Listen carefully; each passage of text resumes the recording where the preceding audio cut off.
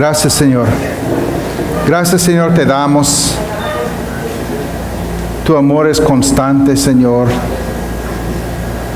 Tu Espíritu está siempre para guiarnos y moldearnos. Y nuestro deseo en esta tarde, Señor, es que tu Espíritu venga a nosotros para moldear nuestra vida, para darnos la mente de Cristo. Así, Señor, podemos salir de aquí, de este lugar, y ver fruto en nuestras vidas y en las vidas de las personas que tú traes a nuestro alrededor. Entonces, te pedimos una unción, Señor, y que nos acompañes a ministrar en el campo donde tú nos has puesto, ahí en el mundo. Gracias te damos. En el nombre de Cristo Jesús. Amén. Amén. Pueden sentarse. Ahora vamos a, los que traen sus Biblias, vamos a estar en Daniel. Estamos en un estudio del libro de Daniel. Y vamos a ver Daniel capítulo 3 ahora. Y la pregunta para ahora, Idolina. La pregunta para ahora es, pues cuando el mundo se echa encima y que tenemos que tomar decisiones difíciles, ¿cómo lo hacemos? ¿Cómo resistimos esas presiones que vienen a nosotros? Especialmente cuando tiene que ver con una cuestión de obedecer a Dios. ¿Qué hacemos? Y ahora en esta historia vamos a ver pues una historia de 3 jóvenes que se encontraron en una encrucijada en sus vidas donde tenían que tomar una decisión muy difícil. De hecho, tenían que tomar una decisión de vida y muerte. Y vamos a ver qué hicieron ellos. Y más allá de eso, esos 3 jóvenes vimos en los capítulos anteriores de este libro de Daniel, pero ahora en esta historia no aparece Daniel. No sabemos por qué, no sabemos dónde estaba, no nos dice ahí, pero lo más probable es que esta historia que vamos a leer sucedió en el año 587-86 antes de Cristo. Y ese fue el año cuando Nabucodonosor, del rey de Babilonia, envió sus tropas a Jerusalén por la última vez pues ahí es cuando destruyeron por completo el templo en la ciudad de Jerusalén. Y es posible que ahí andaba Daniel como uno de los meros de Babilonia ahora. Entonces, pero por cualquier motivo no lo encontramos en esta historia. Son los 3 muchachos solos. Ok, entonces vamos a empezar a leer en capítulo 3, de 1 a 7 para empezar.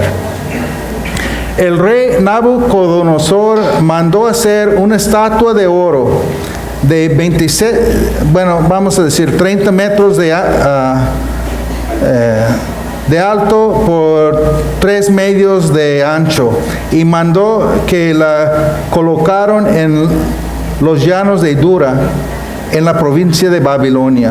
Luego les ordenó a los sátrapas, prefectos, gobernadores, consejeros, tesoreros, jueces, magistrados y demás oficiales de las provincias que asistieran a la dedicación de la estatua que había mandado erigir. Para celebrar tal dedicación, los sátrapas, prefectos, gobernadores, consejeros, tesoreros, jueces, magistrados y demás oficiales de las provincias se reunieron ante la estatua. Entonces los heraldos proclamaron a voz en cuello: a ustedes, pueblos, naciones y gente de toda lengua, se les ordena lo siguiente: tan pronto como escuchen la música de trompetas, flautas, cítaras, liras, arpas, zampoñas y otros instrumentos musicales, deberán inclinarse y adorar la estatua de oro que el rey Nabucodonosor ha mandado erigir. todo el que no se incline ante ella ni la adore será arrojado de inmediato a un horno en llamas. Ante tal amenaza, tan pronto como se escuchó la música de todos esos instrumentos musicales, todos los pueblos y naciones y gente de toda lengua se inclinaron y adoraron la estatua de oro que el rey Nabucodonosor había mandado erigir. Ok, entonces tenemos una historia aquí del rey Nabucodonosor que ya pues lo conocimos en domingos anteriores, ¿no? Que era un rey pues muy poderoso y muy prepotente, con mucha soberbia. Y hizo esta estatua de como 30 metros de alto, 3 metros de ancho, de oro. O sea, no sé si era de oro sólido o sea, nomás tapado de oro, pero era mucho oro, ¿no? Y dice que lo hizo en los llanos de Babilonia, ahí, que nos hace pensar un poco en otro edificio que los humanos construyeron ahí en años atrás, la Torre de Babel. O sea, otra vez cuando pues los seres humanos intentaron alcanzar al cielo, que vemos que es el problema constante del ser humano. De hecho, esa es la religión. La religión es un intento del ser humano para alcanzar el cielo. Y como en el caso de la Torre de Babel, como ahora vamos a ver que fracasó eso. Así, pues dijeron que ellos en la Torre de Babel, pues vamos a ascender al cielo. Y no funcionó. Entonces, dice aquí que les ordenó a los sátrapas, prefectos, gobernantes, consejeros, tesoreros, jueces, magistrados, demás oficiales de las provincias que asistieran ahí. Pues dice que había gente de toda nación, de toda lengua, etcétera, etcétera. O sea, el Señor, lo que Nabucodonosor no sabe es que el Señor está arreglando todo eso. Y si el pueblo de Dios no va a ir a las naciones, pues las naciones van a venir al pueblo de Dios. Y eso es lo que va a suceder en esta historia. Entonces, pues Nabucodonosor ya había conquistado medio mundo, o sea, era un imperio mundial. Y eso es lo que el Señor le reveló en un sueño que Daniel tuvo que interpretar. Entonces, pues como cuando traes gente de otras naciones y pues hay de muchas, ¿cómo es la palabra? Hay mucha diversidad, es la palabra moderna.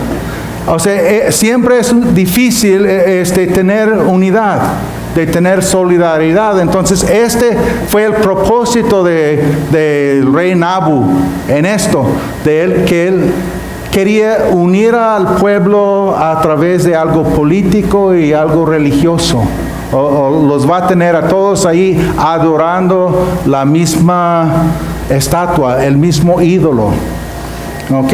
Entonces, en el sueño de Nabucodonosor, pues él vio una estatua de un hombre con cabeza de oro y luego de plata, bronce y hierro, que representaban 4 imperios mundiales. Pero Nabucodonosor aparentemente decide desafiar esa revelación de Dios. Entonces él hace una estatua de todo puro oro. O sea, como para decir, en el sueño ahí pues se acabó mi reino, pero aquí voy a declarar que mi reino va a permanecer, o sea, jamás va a terminar. Entonces, él levantó este ídolo ahí. Fue un ídolo, ¿no? Porque mandó que el pueblo lo tenía que adorar. Y sabemos nosotros que la idolatría es algo que existe hasta la fecha. Cuando alguien, o sea, idolatría es poner algo o alguien ante Dios. O sea, tomas tus decisiones conforme a lo que, cómo afecta a esa cosa o esa persona, aunque choca con los propósitos de Dios. Esa es idolatría.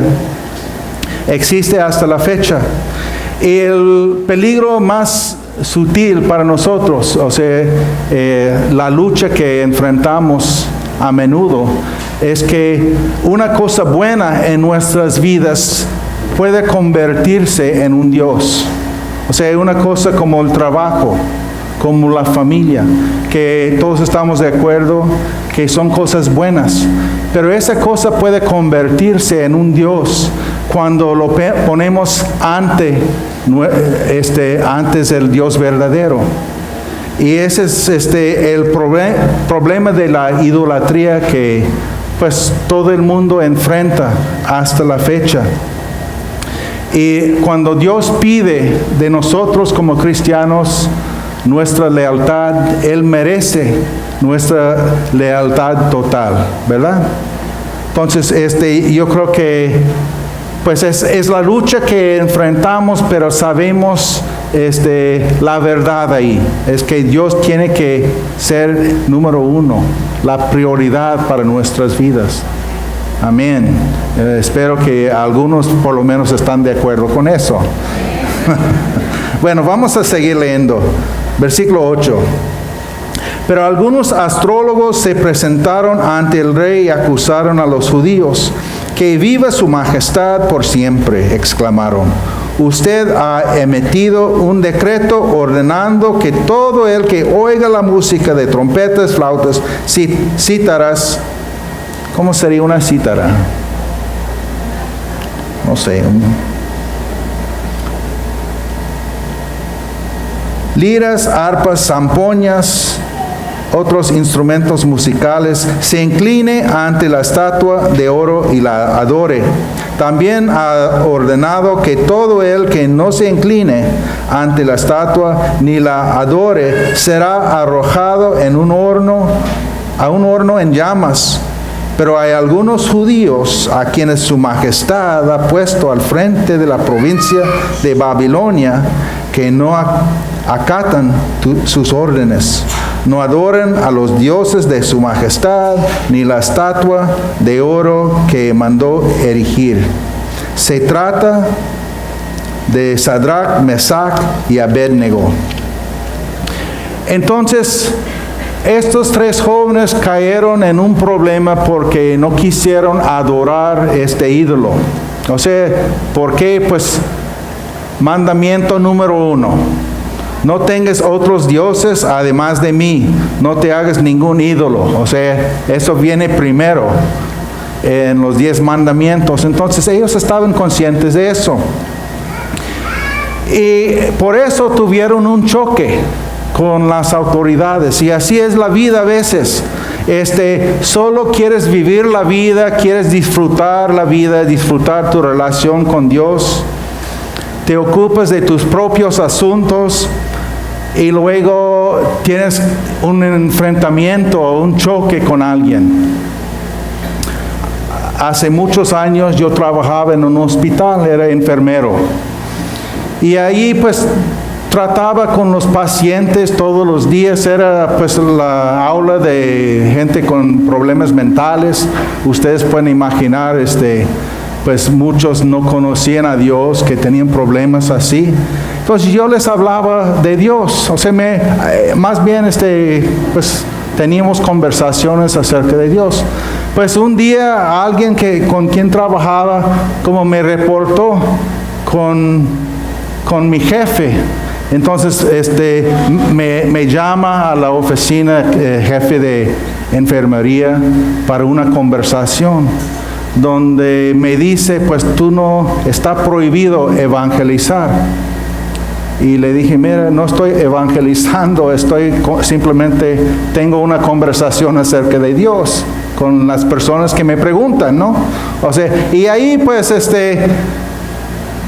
le dije que pues si me preguntan les voy a decir lo que creo, ¿no? O sea, no voy a negar eso. Y como él salió ahí, pues él estaba medio enojado conmigo. Pero ya después sentí con él ponía los turnos y todo eso que pues le había caído mal. Ya después decidí pues cambiar de departamento porque pues ya no me convenía ahí. Entonces cambié de departamento y tenía más contacto con los pacientes, les podía hablar de Dios y aparte mi jefe me apoyaba en eso. Entonces ya me salió bien ahí. Pero el punto es que en tu trabajo, en la escuela, va a haber veces cuando el mundo en sí se echa encima y te dice, no puedes hacer esto. Tú no debes seguir en esto de hacer lo que la Biblia dice. O sea, de alguna forma va a provocar un choque. Entonces, estos jóvenes ahí no protestaban, no estaban tratando de hacer un escándalo ahí, simplemente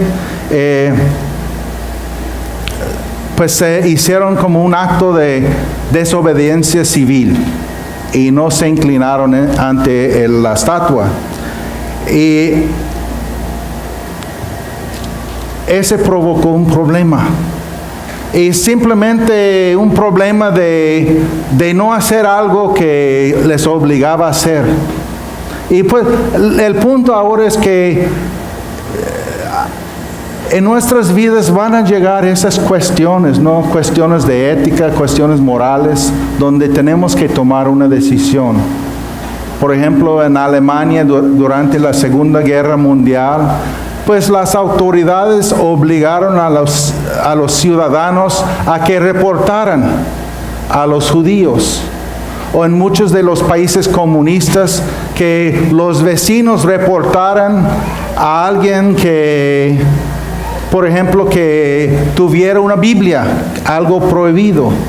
Entonces ahí nosotros tenemos que, como cristianos, tenemos que ver lo que es la voluntad de Dios, qué es lo que Dios quiere de mí. El mundo exige una cosa, pero Dios exige otro. Y nosotros tenemos que discernir ahí qué es la voluntad de Dios. Y pues como dice aquí, pero la Biblia dice que debemos obedecer a las autoridades. Es decir, alguien pregunta, ¿no? O alguien comenta. Pues no dice la Biblia que debemos someternos a las autoridades. Y pues el rey Nabucodonosor mandó ese ley que la gente se inclinara ahí. Hoy día van a ser preguntas diferentes. De que dice, mira, la ley exige que hagas una cosa. Pienso en algunos casos en los Estados Unidos de gente que había sufrido por no obedecer la ley por cuestiones de fe. Y pues cayó persecución sobre ellos. Ellos sabían claramente que Dios había establecido a Nabucodonosor como rey. O sea, no tenían duda de eso. Que pues el Señor mismo lo dijo, que había establecido a Nabucodonosor como rey de Babilonia. Entonces eso no estaba en duda. Pero el hecho de que Dios estableciera a alguien como rey o como autoridad no quiere decir que los ha establecido como Dios. O sea, ellos también tienen que someterse a Dios. Y nosotros tenemos que respetar la autoridad legítima, pero cuando las autoridades están en contra a la autoridad de Dios, entonces ahí es donde tenemos que discernir lo que debemos hacer. La Biblia dice, pagan a todos lo que deben, al que tributo, tributo, al que impuesto, impuesto, al que respeto, respeto, al que honra, honra. Romanos 13:7. Entonces, les debemos a las autoridades lo que les corresponde y a Dios lo que le corresponde a Él. Y esa es pues la regla para los cristianos. Las autoridades van a tener que rendir cuentas con Dios lo mismo como nosotros. Y es un hecho que de vez en cuando Dios usa gente, usa miembros de su pueblo como mártires para establecer quién tiene la autoridad suprema. Cuando una persona está dispuesta a morir por su fe, eso habla fuertemente a las autoridades, que ellos no mandan en todo. Entonces, aquí vemos en la historia que los enemigos de los judíos, o sea, ellos tenían celos de estos tres muchachos y Daniel, porque ellos hicieron, o sea, los israelitas hicieron lo que los astrólogos no podían hacer, de interpretar el sueño del rey. Y por eso tienen pues muchos celos. Entonces dicen aquí al rey, pues empiezan que viva su majestad por siempre. Así es la manipulación, ¿no? O sea, te vamos a poner las cosas suaves, que viva su rey para siempre. Y luego dicen, usted ha emitido, o sea, le están como manipulando ahí, mira, usted dijo esto, y ahora hay algunos judíos a quienes su majestad ha puesto que al frente, que pues no te obedecen. Pues una de las cosas, los peligros de la soberbia es que una persona con soberbia es más fácil de manipular, porque pues así es, o sea, no puede humillarse en la situación y ver la voluntad de Dios.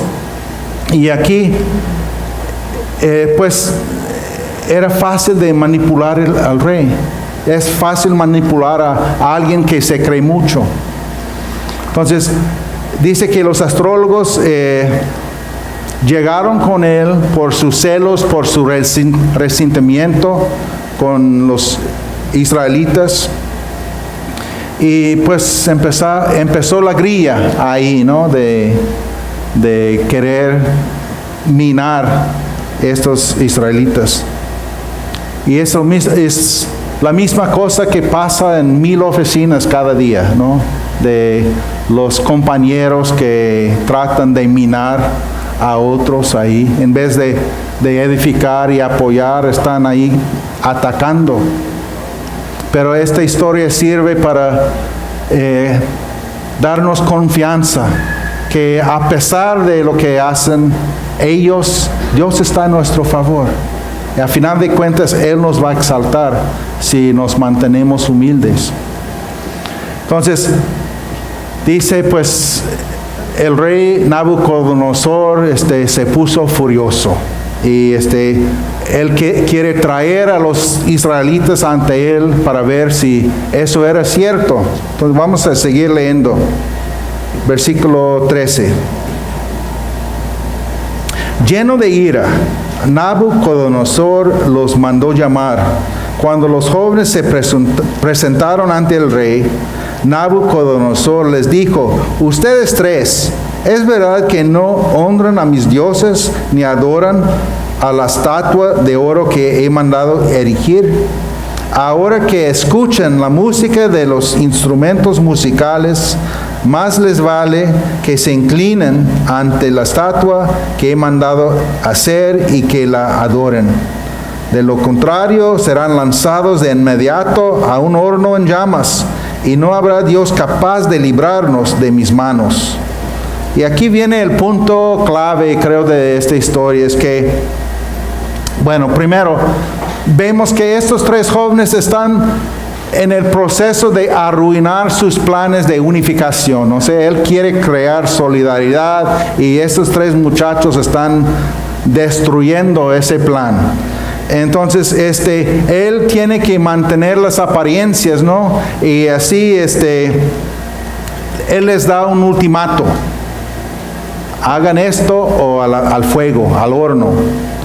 Entonces dice, no habrá Dios capaz de librarnos de mis manos.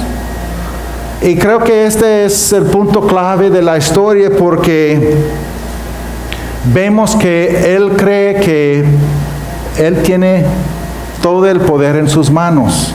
Y yo sé que nosotros como cristianos queremos identificarnos con los tres israelitas en esta historia, pero yo creo que si somos honestos con nosotros mismos, tenemos que reconocer que a veces podemos vernos en Nabucodonosor, pensando que por nuestra fuerza de voluntad tenemos, pues como él pensaba que tenía el poder de salir con la suya, a pesar de los planes de Dios.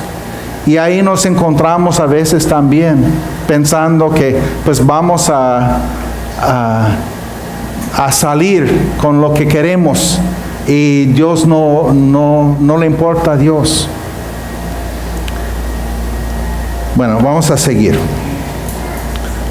Versículo 16. Sadrach, Mesach y Abednego le respondieron a Nabucodonosor: no hace falta que nos defendamos ante su majestad. Si se nos arroja al horno en llamas, el Dios al que servimos puede librarnos del horno y de las manos de su majestad. Pero aun si nuestro Dios no lo hace así, sepa usted que no honraremos a sus dioses ni adoremos a su estatua. Entonces, aquí está, ¿no? No vamos a cruzar esta línea. Muchas veces, cuando tenemos que enfrentar una decisión así, pues tratamos de posponer la decisión, pues según vamos a buscar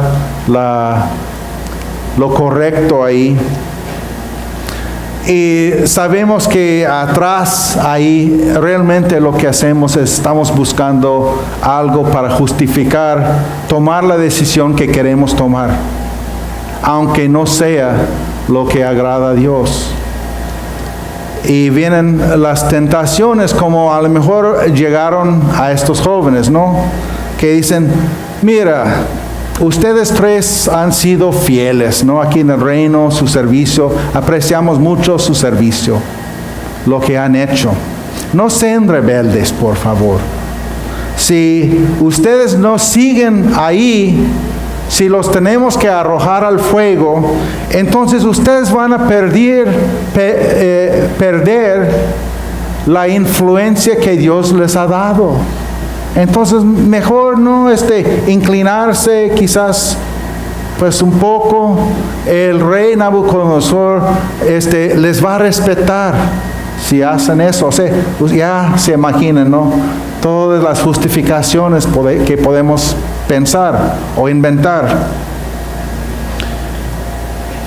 Y empezamos a vacilar como cristianos. Pero en esta historia ellos no requerían mucho tiempo para tomar una decisión. Yo me acuerdo de la historia de Lutero, los que han visto la película o la han leído su biografía de Martín Lutero, cuando lo llevaron ante el Papa, que renunciara sus tesis, ¿no? De la Reforma. Y pues Lutero dijo, pues dame una noche para pensar esto. Sí. Él estaba solo, pues sabemos la historia, que él regresó el otro día y dice, no puedo renunciarlo. Pues en este caso los jóvenes ni tenían que pensar, dijeron, no lo vamos a hacer. No tenían que examinar esa propuesta. No fue una propuesta que requería mucha meditación. Entonces, Ellos dicen, pasa lo que pasa, sepa usted que no honraremos a sus dioses ni adoraremos a su estatua. O sea, ahí al grano, no lo vamos a hacer. O sea, en otras palabras, con respeto no vamos a seguir el rollo. No vamos a deshonrar a Dios. Pero ustedes saben que Dios honra, Dios exalta a los que le honran a Él. Es lo que pasa con ellos. Es como dijeron los apóstoles en la misma situación cuando los llevaron ante el Sanedrín, o sea, los líderes de la nación, por haber predicado el Evangelio. Ellos dijeron, es necesario obedecer a Dios antes que a los hombres. Entonces, esa es la regla para nosotros también. Entonces, ellos querían honrar a Dios y ellos tenían 3 ventajas para poder hacer eso. La primera ventaja es que ellos estaban convencidos que Dios es soberano, que Él manda. Como dicen aquí, el Dios al que servimos puede librarnos. Sabían que Dios, a final de cuentas, manda en todo. Es todopoderoso y soberano. Y Él puede intervenir o no intervenir, o Él puede hacer lo que desea hacer.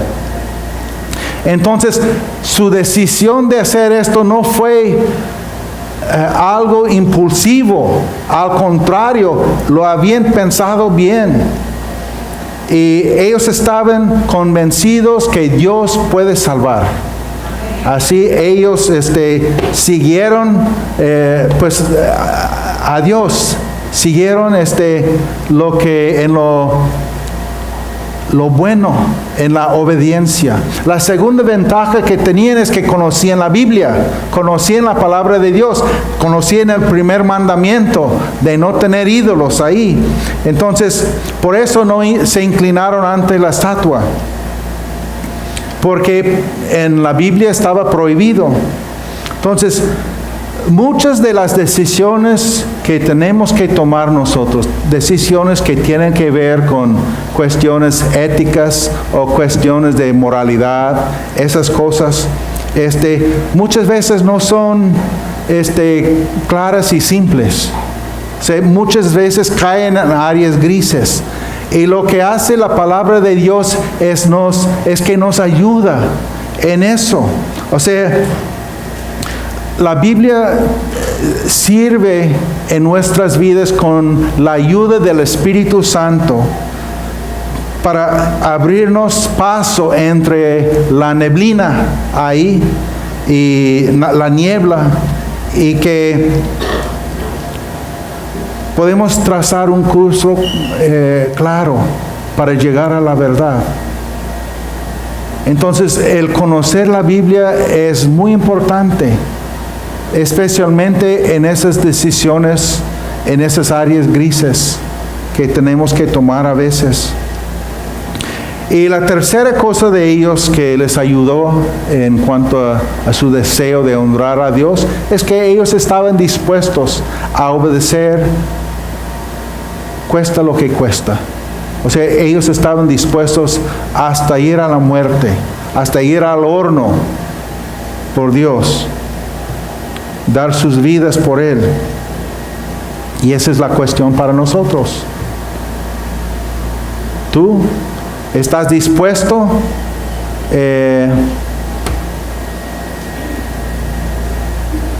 aunque te cueste la popularidad, aunque te cueste la soledad, la persecución, aunque te cueste en lo económico? ¿Qué tan dispuesto estás para seguir a Dios? ¿Hasta la muerte? Ojalá. Ojalá que todos podamos decir eso. Bueno, vamos a seguir. Versículo 19. Ante la respuesta de Sadrach, Mesach y Abednego, Nabucodonosor se puso muy furioso y cambió su actitud hacia ellos. Mandó entonces que se calentara el horno 7 veces más de lo normal, y que algunos de los soldados más fuertes de su ejército ataran a los 3 jóvenes y los arrojaran al horno en llamas. Fue así como los arrojaron al horno con sus mantos, sandalias, turbantes y todo, es decir, tal y como estaban vestidos. Tan inmediata fue la orden del rey y tan caliente estaba el horno que las llamas alcanzaron y mataron a los soldados que arrojaron a Sadrach, Mesach y Abednego, los cuales, atados de pies y manos, cayeron dentro del horno en llamas. En ese momento Nabucodonosor se puso de pie y sorprendido les preguntó a sus consejeros: ¿acaso no eran 3 hombres que atamos y arrojamos al fuego? Así es, su majestad, le respondieron. Pues miren, exclamó, ahí en el fuego veo a 4 hombres sin ataduras y sin daño alguno, y el cuarto tiene la apariencia de un dios. Dicho esto, Nabucodonosor se acercó a la puerta del horno en llamas y gritó: Sadrach, Mesach y Abednego, siervos del Dios Altísimo, salgan de allí y vengan acá. Cuando los 3 jóvenes salieron del horno, los sátrapas, prefectos, gobernadores y consejeros reales se arremolinaron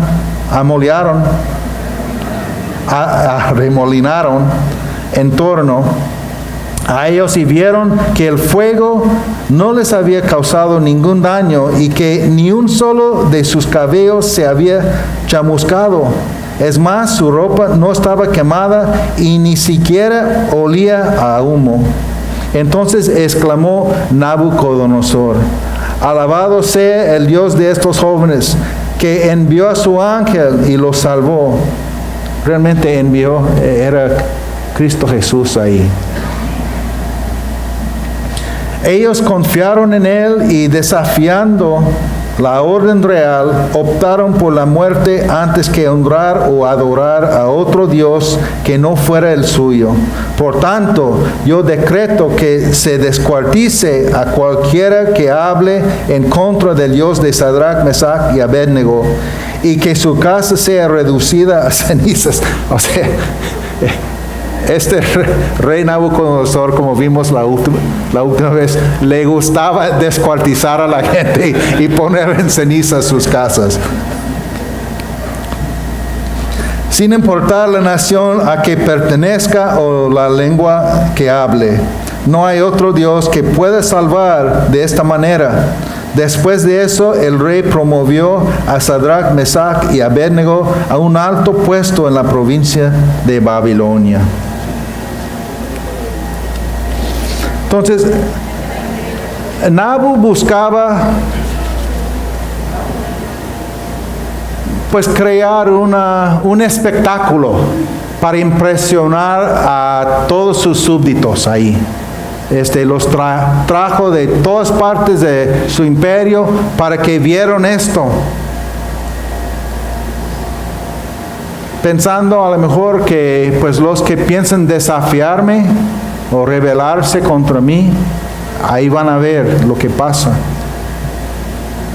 Entonces mandó, con la desobediencia de esos 3 israelitas, mandó hacer más fuerte el fuego en el horno hasta que pues mató a los soldados especiales de él, los más fuertes.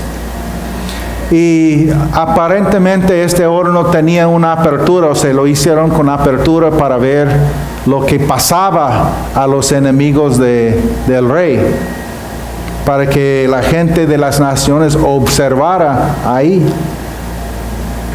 Entonces la gente ahí, pues frente a esto de esos 3 muchachos, acuérdense, eran jóvenes de quizás 20 años en esta historia.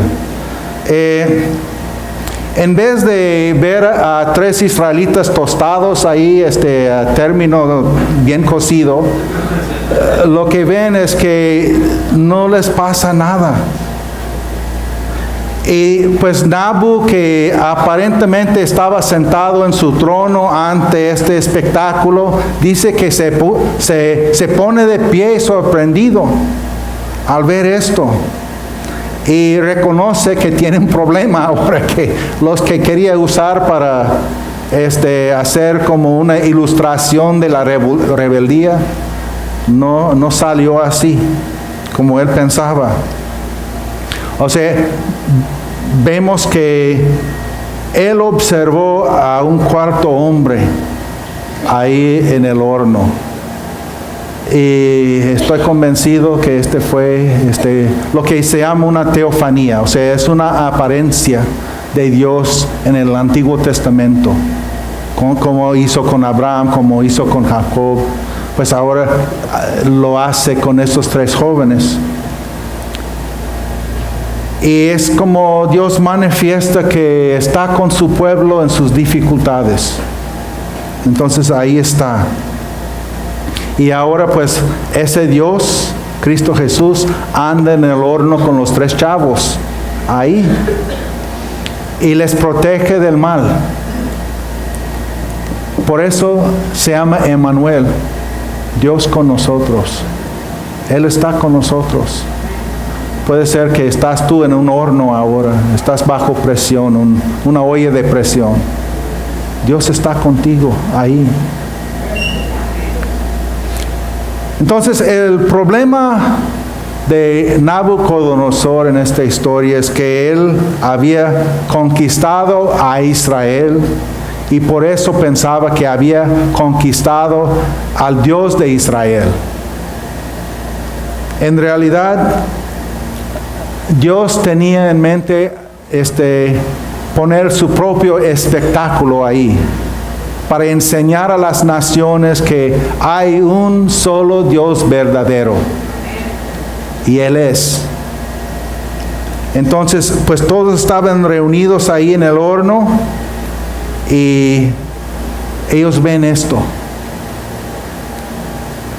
Y supongo que todos quedaron impresionados, impactados por eso. Por lo menos sabemos que Nabucodonosor quedó impactado, porque dice: alabado sea el Dios de estos jóvenes que envió a su ángel y los salvó. Ellos confiaron en él y, desafiando la orden real, optaron por la muerte antes que honrar o adorar a otros dioses que no fuera el suyo.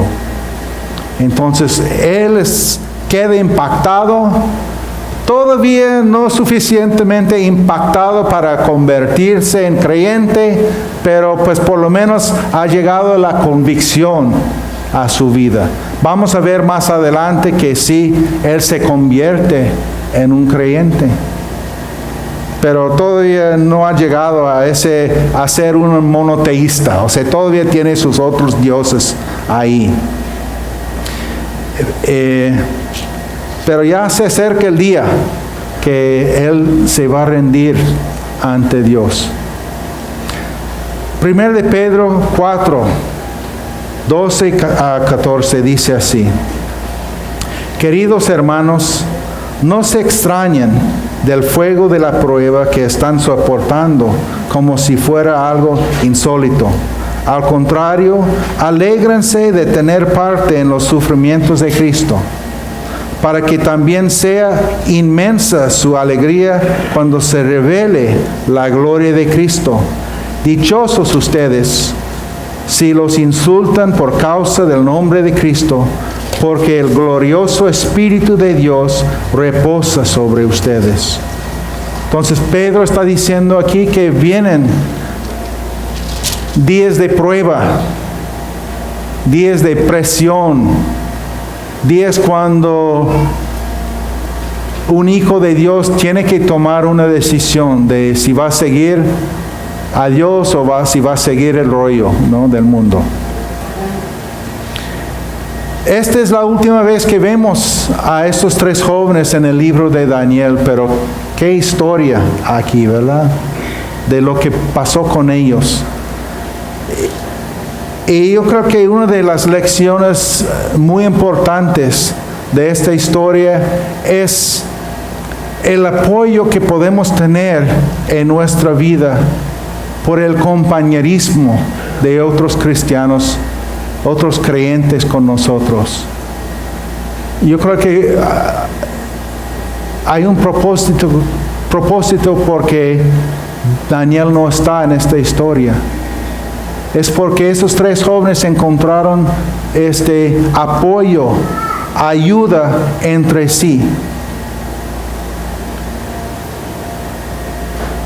Cuando viene ese fuego de prueba, qué bendición es tener a otros ahí contigo, que se mantienen codo con codo contigo,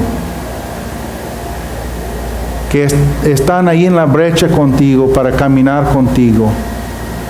Yo sé que estamos en la brecha ahora con nuestro hermano Cielo. Pues así es el propósito de las células, de tener una familia íntima ahí donde podemos encontrar ese apoyo. Y cuando tenemos nosotros que tomar una decisión difícil, puede ser que tu jefe quiere que hagas un fraude o una tranza ahí, ¿qué vas a hacer? Y ahí en la célula puedes exponer tu situación y tener apoyo moral con tus hermanos. Y por eso digo que es muy importante, es una de las lecciones importantes de esta historia. Esta historia es la prueba de Eclesiastés 4:12, donde dice: uno solo puede ser vencido, pero dos pueden resistir. La cuerda de 3 hilos no se rompe fácilmente. Y esa es la cuerda que tenemos que ser, ese que estamos unidos con otros, caminando con otros. Este jueves, ¿alguien sabe qué es este jueves? Rosh Hashanah. Es el año nuevo de los judíos. Empieza 10 días. Son los 10 más santos de ellos. ¿Ok? Rosh Hashanah quiere decir cabeza del año, o sea, el comienzo del año. Y termina 10 días después, el 30 de septiembre, en Yom Kippur, que es el día más santo de los judíos, que es el día de expiación. Es un día de arrepentimiento, es un día de cuando ayunan y oran todo el día. Pues, según la tradición judía, Dios inscribe el destino de cada persona para el año entrante en un libro, el libro de la vida, en Rosh Hashanah, o sea, este jueves, es lo que creen ellos, que Dios va a escribir en ese libro lo que va a pasar, las bendiciones que la persona va a recibir para ese año entrante. Y que en el 10º día, el Yom Kippur, es el día cuando Dios sella el veredicto. Entonces tienen 10 días ellos para buscar a Dios y para arrepentirse de sus pecados. Traten de enmendar su conducta, buscar el perdón por las injusticias con Dios y con otras personas. Y pues para nosotros no celebramos los días festivos de los judíos, pero yo creo que como el comienzo de un nuevo ciclo para nosotros en todo, en la escuela dominical, en las células y todo, normalmente comenzamos de nuevo en estas fechas. Es un buen momento para reflexionar en las actividades que pueden traer bendición a nuestras vidas este año. Y yo creo que ahí en la lista, encima, ahí es eso de participar en una célula, de ser miembro de una célula. O sea, no solamente para recibir, por cierto, recibimos bendición, pero también para ser bendición. ahí en las células donde uno empieza a desarrollar sus dones. Puede ser don profético, puede ser de los muchos dones que nos da el Espíritu Santo. Pero ahí es donde empezamos a ponerlos en práctica, a como empezamos a caminar, como quizás usando el ejemplo de un niño chiquito, ¿no? Empieza a caminar, se cae, se levanta, empieza otra vez. Pronto está corriendo. Entonces ahí es donde es el ambiente para lograr eso.